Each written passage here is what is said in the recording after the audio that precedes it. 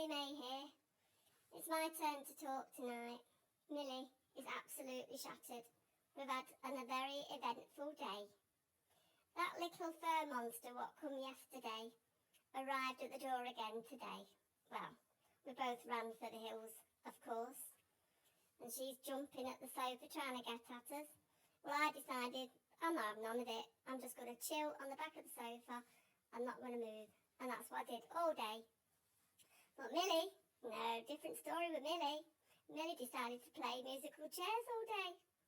So this little fur baby, well, fur monster, chased around every time she went on the floor. So Millie decided she'd jump from one sofa to the next sofa, on the floor, quick dash to the chair, and to get in the kitchen, another dash to the dining kitchen chair, and this little Daisy is chasing her with all she's got, jumping up at her. Millie has got her head on the back of the wall with her eyes popping out on stalks. Honestly, it's been full on all day. So Mummy says, let's all go in the garden and sit in the sun.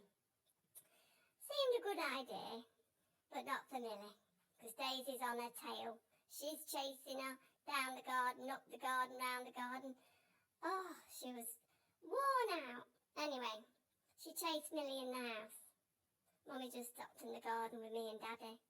And anyway, Daisy come out on her own. Well, Millie's barking her head off. Woof, woof, woof, woof, woof, woof. Daddy says, she must be shut in somewhere. I'm like, Mummy's, oh. So she gets up again and goes in the house. Well, what's Millie doing? Millie is sat on the kitchen chair, barking her head off because she don't get down. Oh my goodness, it's like Tom and Jerry in this house. Come on, Millie, get down. Well, she picks up Daisy in the other hand because she's ready and carries her down the garden. We don't know which way's up. We really don't. I've not eaten again all day.